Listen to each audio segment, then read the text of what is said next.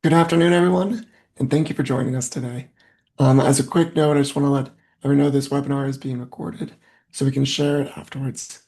Today's conversation is really about one thing, helping healthcare organizations prepare for updated HHS Section 504 rule and upcoming compliance deadlines. And I want to frame this early that this question is no longer, does accessibility to healthcare organizations does accessibility apply to healthcare organizations? That answer is already here. So with that being said, I'd love to be able to kind of go to that real question. Can organizations demonstrate the progress and show accessibility being demonstrated and before this deadline arrives? So this is what the session's about. It's not a fear-based, not theoretical. It's what we want to help you understand what's to come. Next slide. So with this, let's get started on the reality check.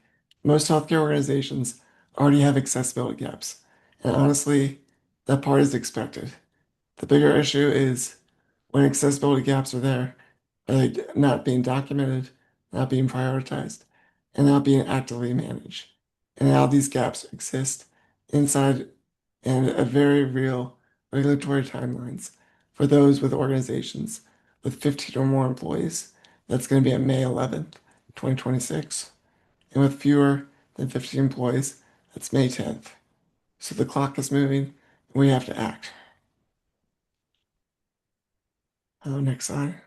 So now we're going to introduce ourselves. I want to share a little bit about me. I'm Josh Basile, the Community Relations Manager at Cassi. I'm a trial attorney, disability advocate, a quadriplegic who's paralyzed below his shoulders. I was incredibly honored last year to be on the inaugural Forbes Accessibility 100 list, and about 3 weeks ago, my second son was born, and now I'm a dad again, and I love that more than anything. Feeling very grateful. I want to throw it over to Cassie if I were to share a little bit about her awesomeness. Thank you. And congratulations on the newborn in your house. I'm sure you're getting lots of sleep and your house is very exciting right now. But yeah, Busy days. yes, busy days. My name is Cassie Price. I'm the president of VGM Forbin. We're located here in Waterloo, Iowa, and a little bit about myself. I've been involved in digital marketing for the last 20 years, basically my entire career.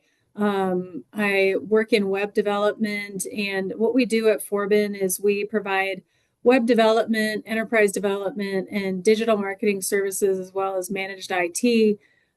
So everything technology, essentially, solutions for mainly healthcare businesses and financial institutions.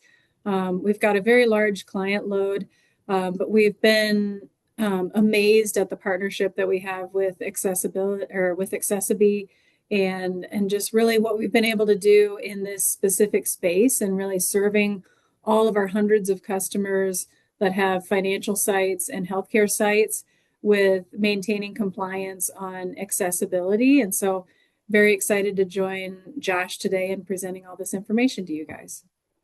Thank you, Cassie. It's going to be a great conversation today. And for anybody that has questions, please throw them in the chat because at the very end, we're going to have a Q&A.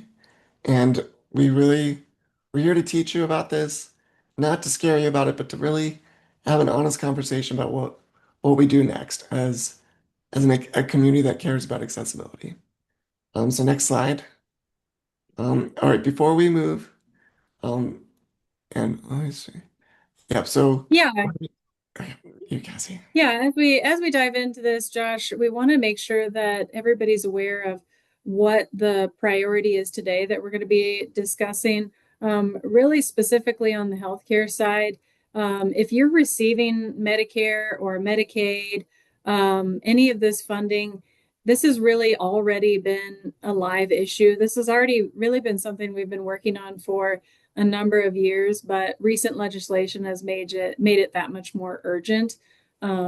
reimbursements, any reimbursements really qualifying for federal financial assistance. And so these areas that need to be covered, quite a few of the providers that we talk to think that this just includes their websites, that really it doesn't include all of these different areas, but honestly, it includes your entire digital experience. And so as you're looking at moving from your marketing website or your catalog website over to a patient portal, over into any of your scheduling tools, billing tools, that's all something that needs to be covered by web accessibility.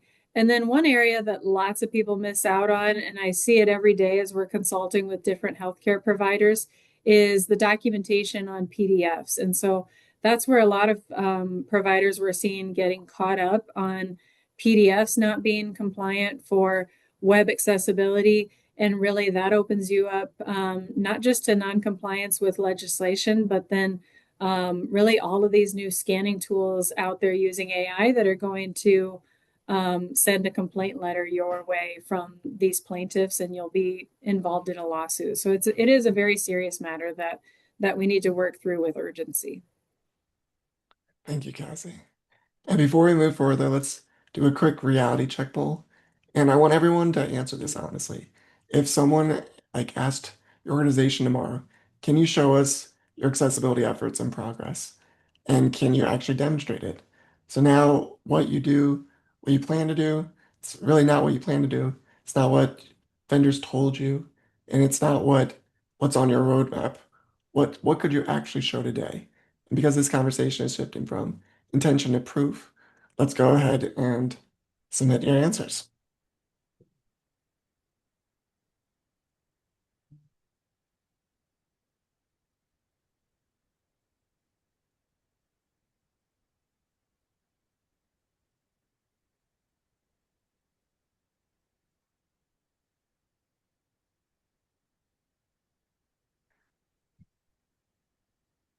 All right. So right now we have 46% say we have a documented accessibility process. That's awesome. 43% we've started, but progress is inconsistent. So there's always more work to be done. Accessibility is a journey. And for those that 11% that we don't know where to start, you're not alone in that. And we're here to help today to make it so that you get answers and you have a team to back you up, a trusted team. So let's go to the next slide. Throw it over to Cassie. Yeah.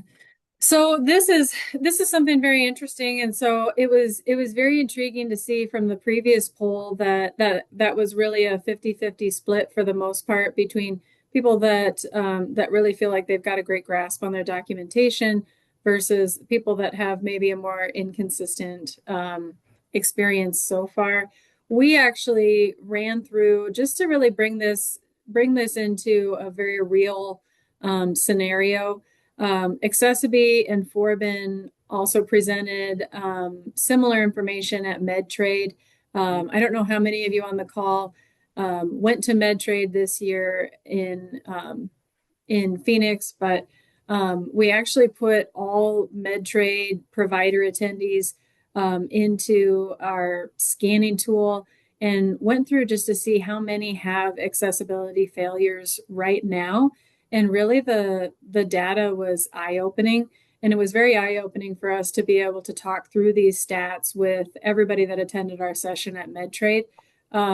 What this revealed was as high as 5 out of 6 HME websites right now are failing on the accessibility front.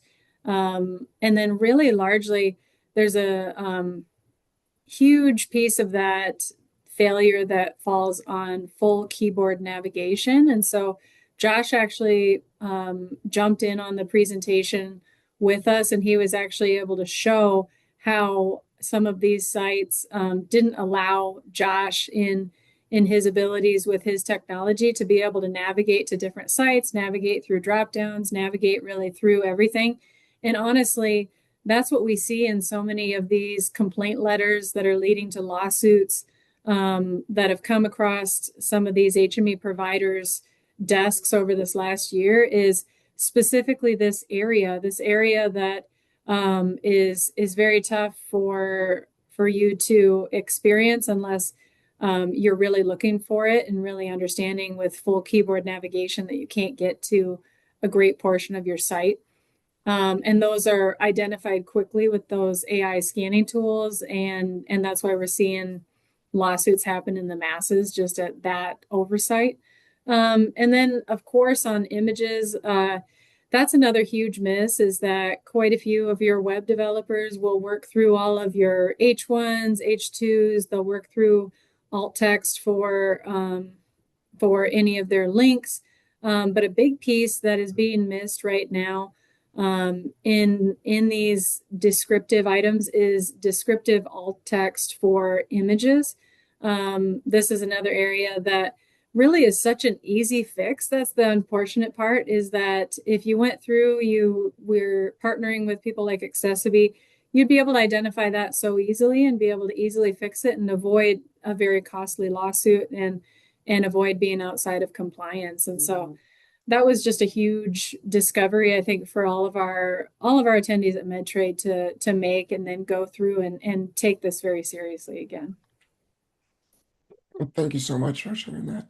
And it's just so important to be able kind of to do this right and to make sure that people can access all parts of your website from beginning to Mhm. end to have that good user experience. And if one piece is missing, it can be where somebody hits a wall and they can't move forward within their healthcare journey, and that's no healthcare company or website wants that to happen as Mhm. they invite visitors to their website. So I know we're talking about statistics in the next slide. We're gonna kind of provide a demo of that real human experience. And for me, I use a ton of assistive technology, depending whether I'm at my computer, at my desk, or I'm in bed. I might have a quad stick in front of me or voice dictation software, or I always have my online keyboard, on-screen keyboard, which allows me to jump from the page. And basically, every click really matters for me because my neck can tire out and other things for my journey. And that's just me. And there's so many other unique abilities and disabilities as people are navigating this world. And within the healthcare system, when accessibility breaks, it can mean you're not able to fill out a form or you're not able to do a scheduling system because it only works with a mouse, or there's a payment portal that's impossible to navigate. Or for those with screen readers, they're not able to understand the buttons or actions on the page. So here's a little demo for us to see this in action.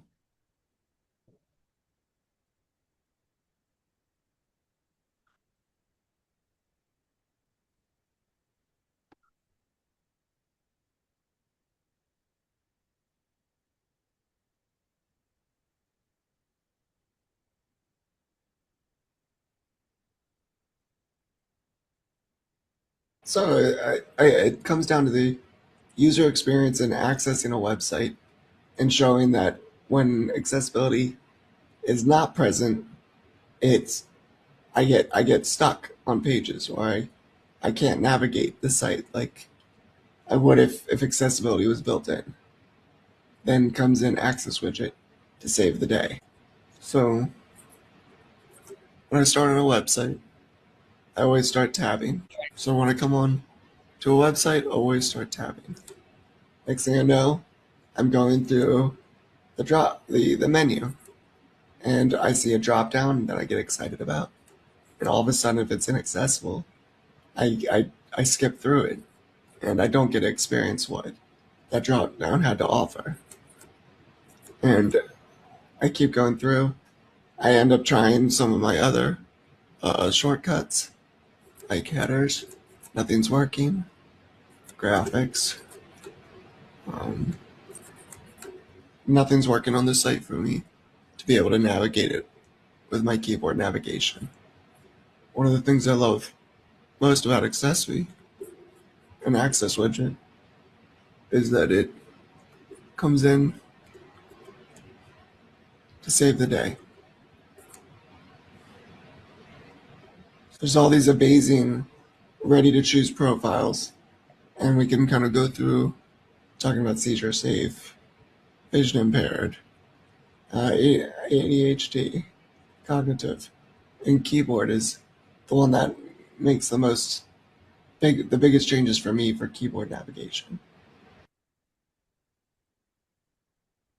That's great. I'm actually able to see the drop down, able to do a search, type in things. This is great. So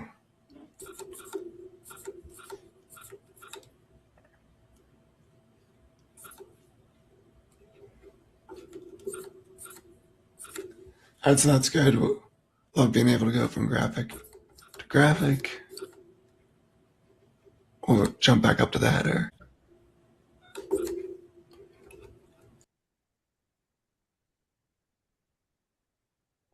So everybody experiences websites in a different way, and everybody not only wants accessibility, but they want usability. And one of the cool things about the Access widget as well is not just with the profiles, but there's so many other customizations that you can make to create that experience, that usability experience that a visitor is looking for. Next slide.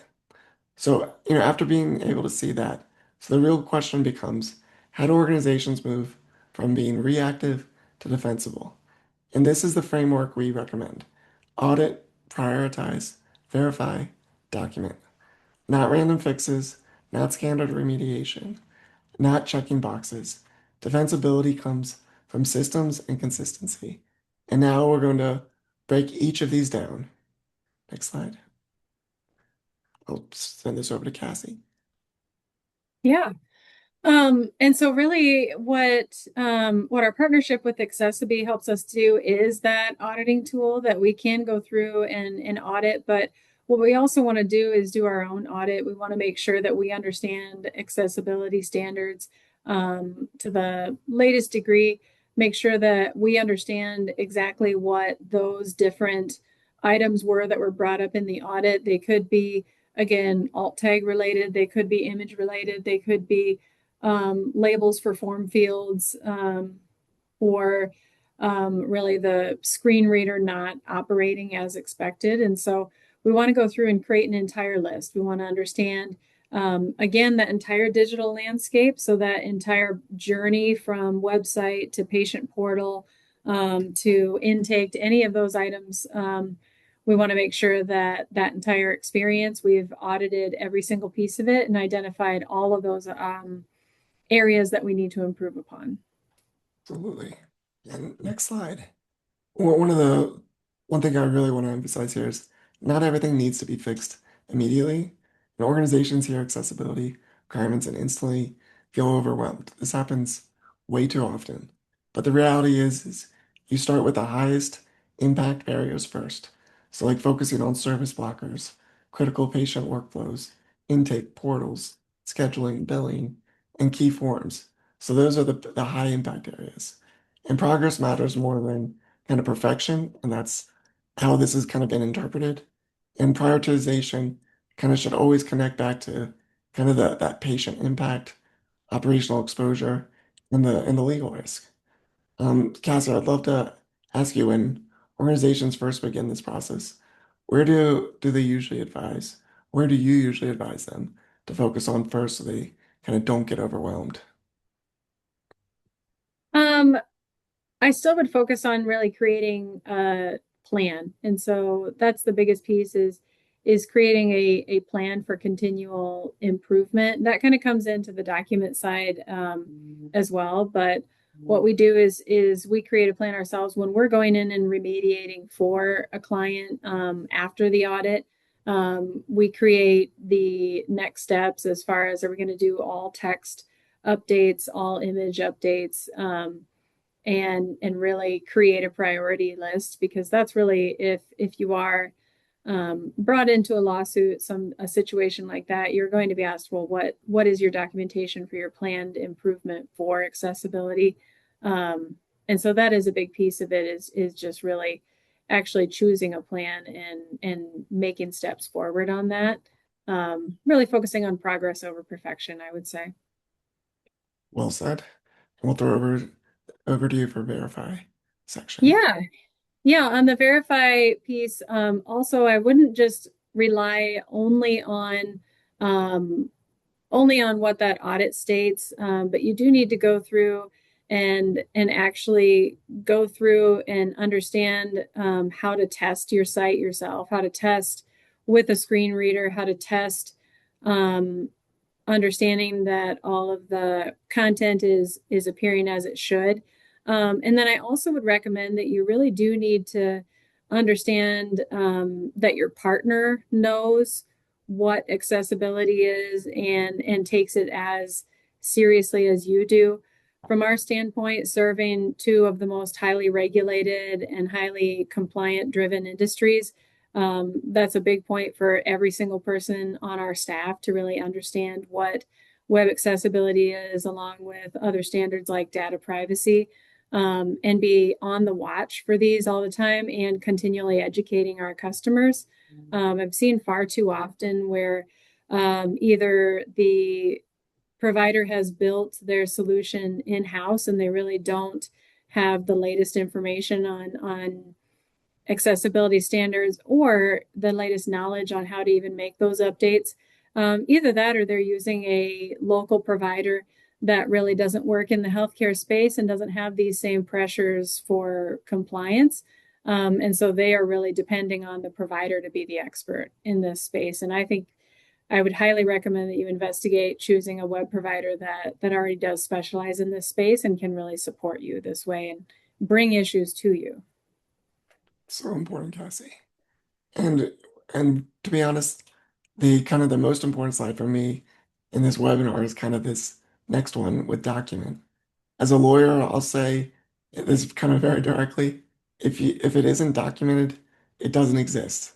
If you can't prove it with something tangible, Mm-hmm. then you're stuck in a place where you don't have that supportive documentation to prove what you're doing. So kind of regulators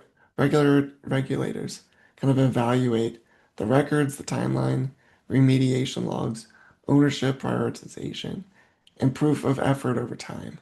So, and an organization often us underestimate how important documentation becomes during scrutiny, but defensibility is built before the deadline and not as the deadline.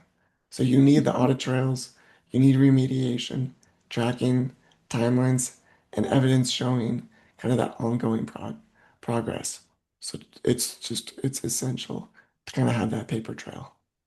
Mm-hmm. Next slide. So we're Yeah, so gonna, we have our next poll. Oh, sorry, Josh. oh, oh yeah. Um, so we have our next poll that we really want to understand from everybody that is watching this today. Um, where are you stuck on your accessibility efforts? Really, are you as the business owner or business leader or in-house marketing team, are you aware of all of these standards? Are you prioritizing this? Are you completely relying on your vendor to prioritize this as far as the documentation goes? Really trying to get an idea of where people get stuck.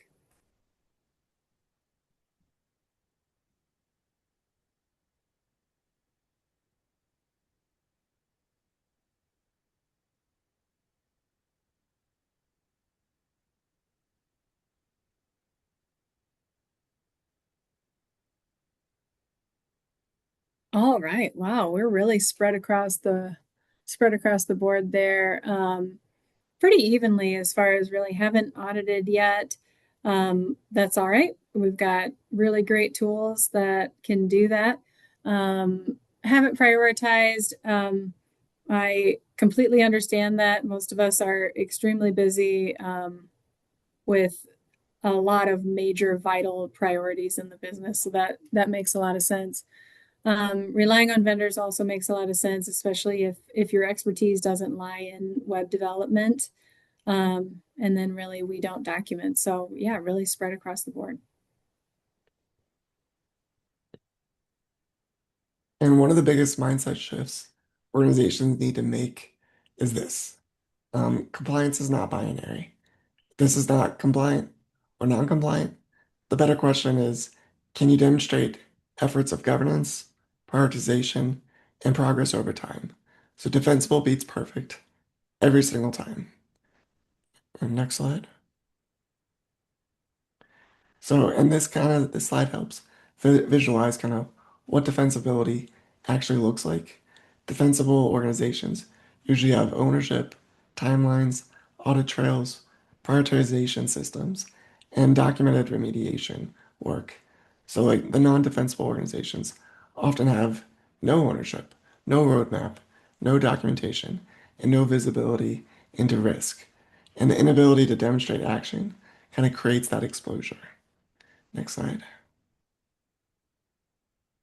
Yeah, so I'll jump in here on this one.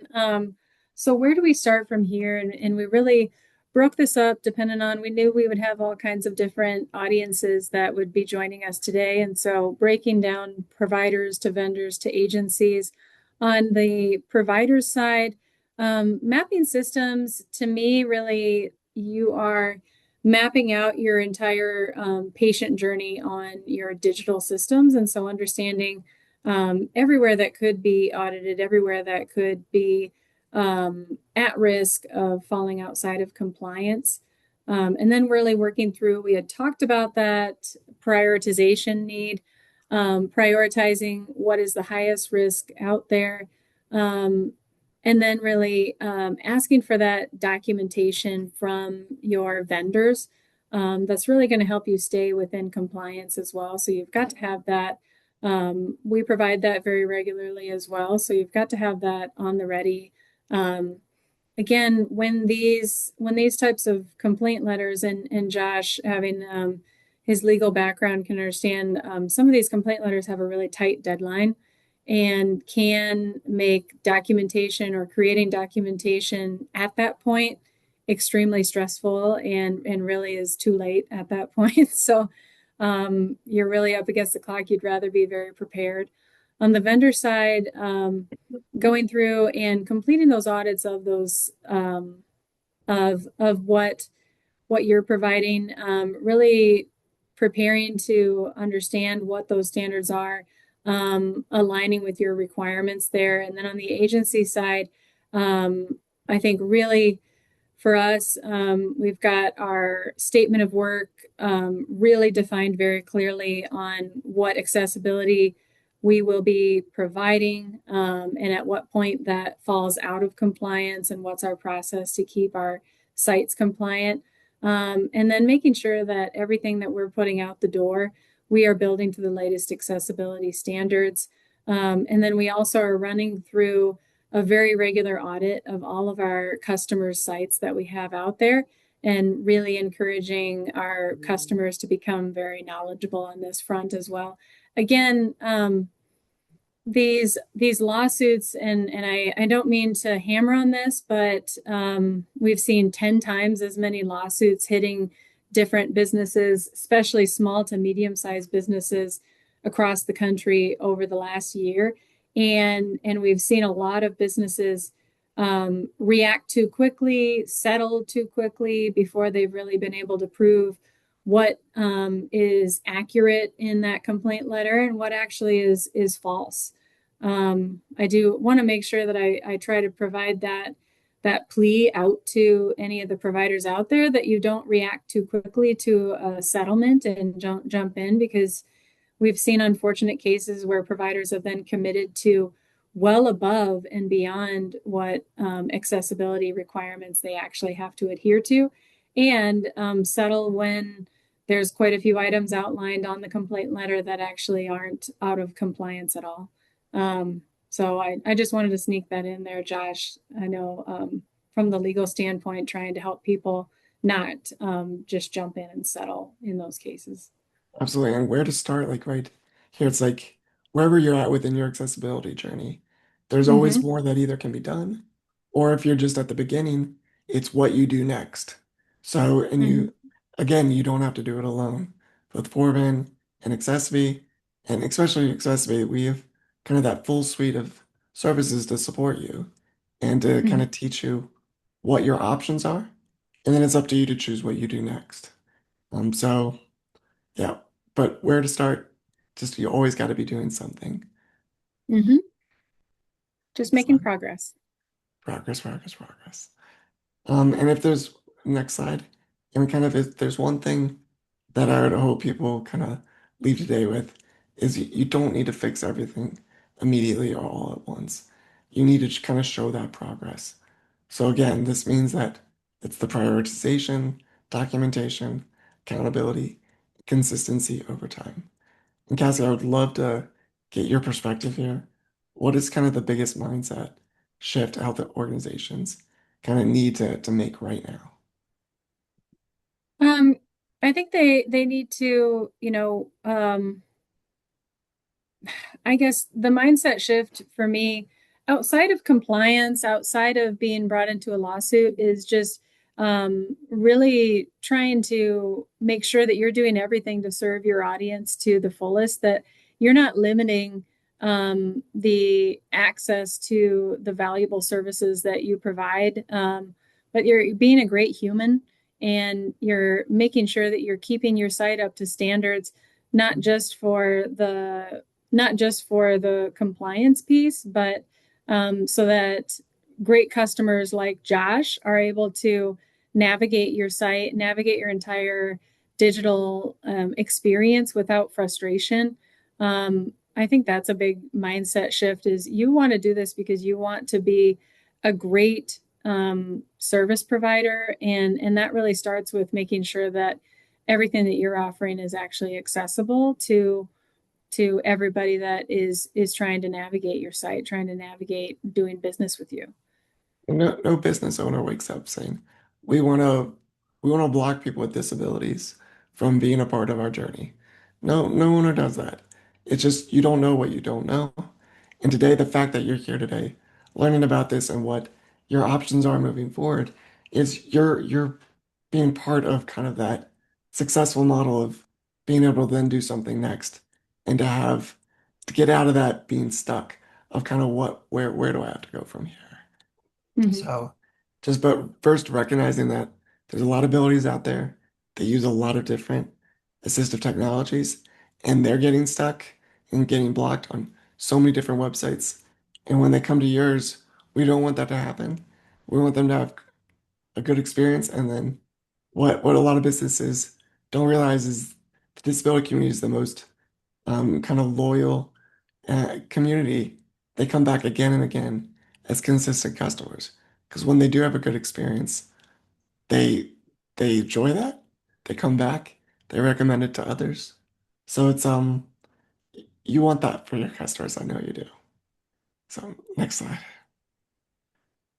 And from a partnership standpoint, we've loved working with Forbin and just we're so lucky to be able to team up with you and talk about this and educate the world. And we're so grateful for you, Cassie, and all your entire team at Forbin.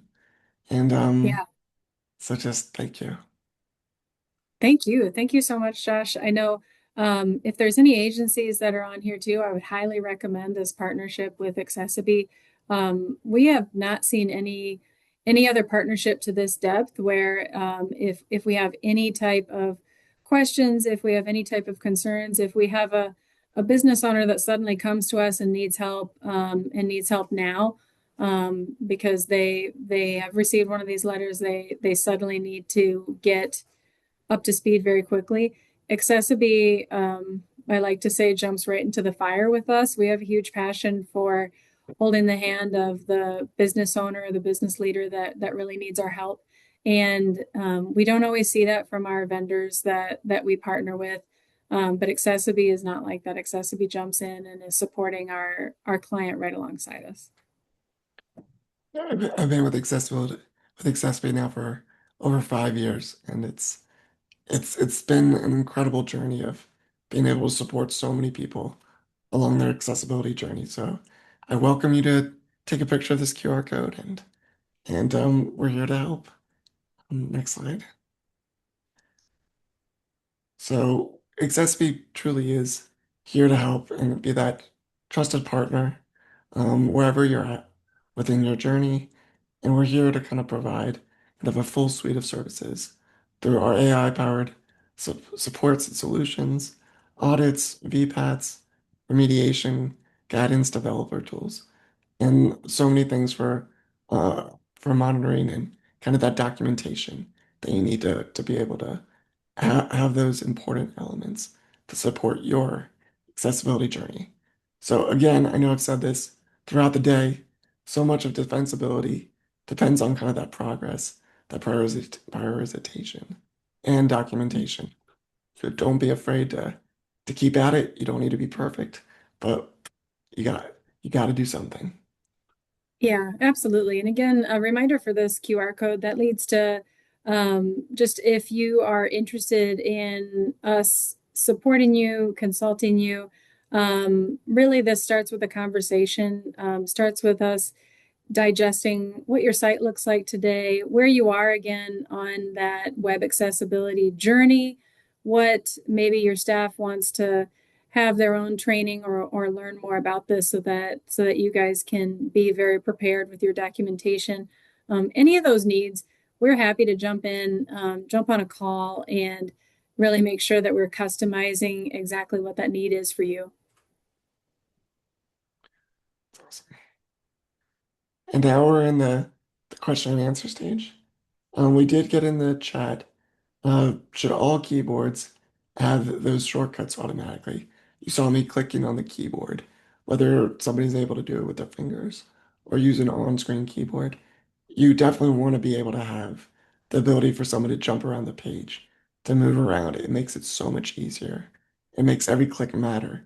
And if those buttons are not there, especially for someone who has a mobility disability or who may be blind or low vision, it can be a game changer for not being able to access a particular area that they need.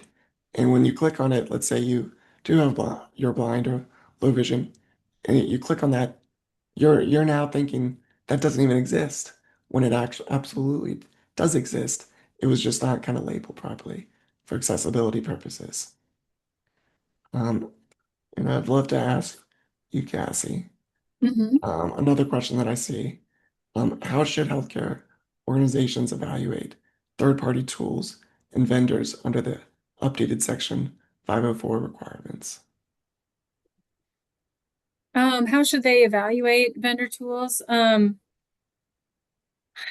think with any of our vendors that we work with and I recommend for anybody making sure I understand the question clearly. When you're going through and evaluating these vendors, I do like to always do security is very, very high on my list. And so I do always put all of our vendors through a security assessment questionnaire, just to make absolutely sure that they have the same security standards that we do. And then I would definitely take a look at the multiple vendors out there, create really what your highest need are, your highest priorities are, um, in a partnership, whether that be that you want them to be having a service that regularly audits and remediates for you on your site, or if you don't need that level of support. Really identifying from the beginning what it is that you need, based on what your team's capable of doing on your side, um, versus what you're going to need your vendor to provide or vendor to be able to access, within your digital landscape. So, not sure if that was super clear. Thank you, Cassie. Now, another question that we have are you seeing more compliance enforcement or lawsuits? And I would say absolutely. And unfortunately, there's a lot of, as a trial attorney, I'm not the biggest fan of kind of the drive-by attorneys that will bring like 50 lawsuits at one time with the same plaintiff, and they're just kind of doing the whole purpose of doing a shakedown.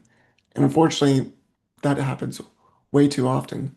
I would always rather have somebody with a disability go to an organization and be like, these are the experiences I'm having. Could you please make it better and help us have a better experience?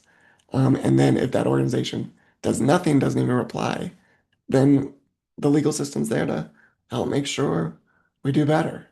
But there's thousands of lawsuits that are happening, and it's so important to be able to kind of protect not only you as a business, but also best serve your customers. Um, Cassie, I don't know if saw Cassie a little frozen. I think she's back. I'm gonna go to another question I saw while Cassie comes back. How does this work on social media? So with social media, whenever you're posting to educate your community or to be able to invite them in, it's so important to be able to have alt text. Most social media platforms have an accessibility area where you can describe what that picture is, what that image is, to be able to have somebody with a screen reader be able to know what's being seen by everybody else. And it's so important with whatever language you use for that and within your description areas and the links is to have it be really plain, simple language so everybody can absorb it and know what they're trying to learn and what to do next. That is key on social media with the best practices. And Cassie, I got another question for you. What's the Yeah, last? sorry, I got dropped off for a second, but I'm back. It's it's all good. Glad to have you back. Cassie, what's the last thing you want people to take away from today's conversation? I guess I would say to get that third party review.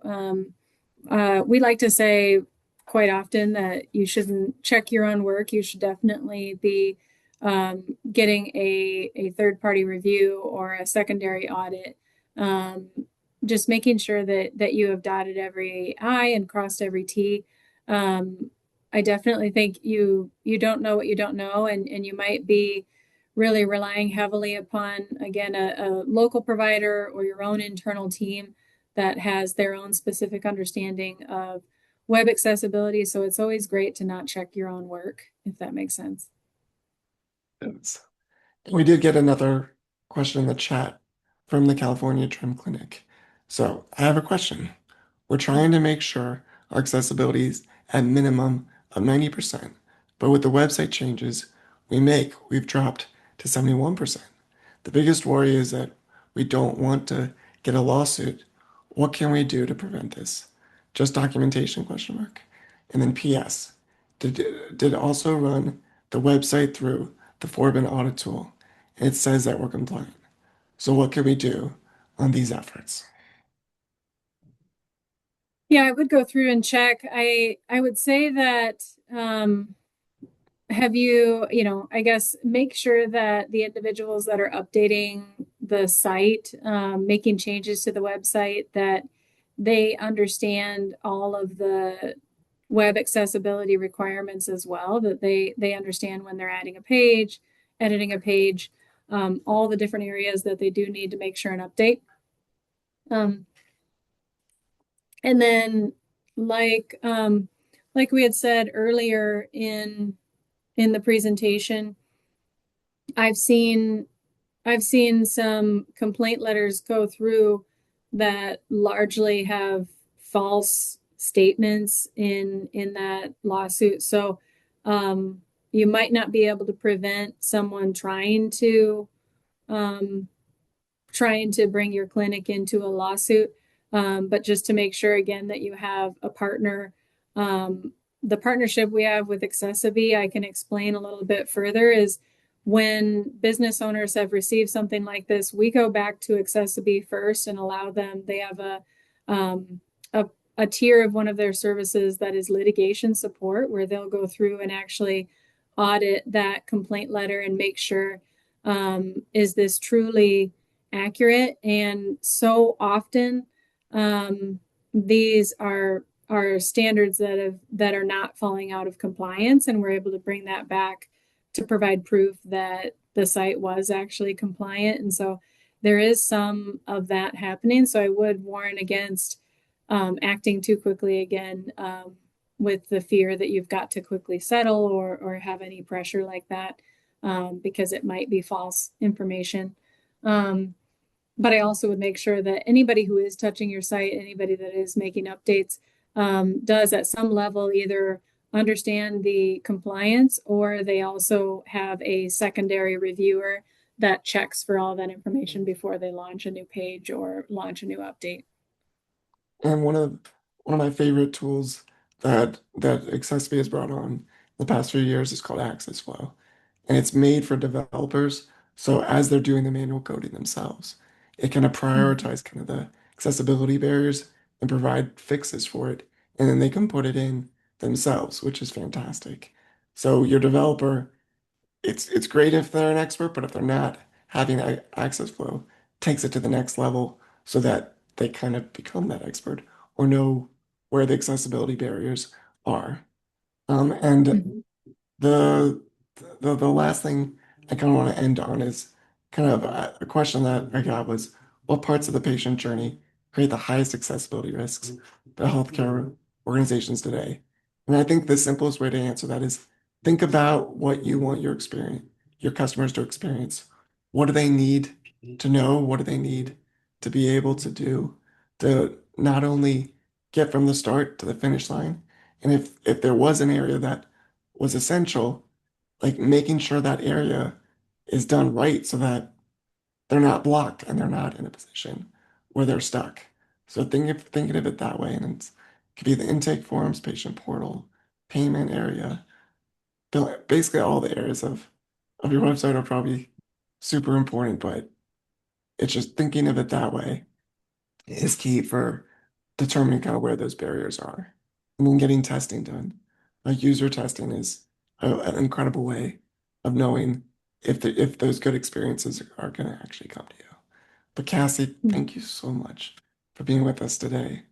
And I'm so glad for everybody here staying to the end and being a part of this webinar. You guys are awesome. And I just appreciate everybody. Thank you so much, Josh. Until next time, everyone, thank you. And we're here to help.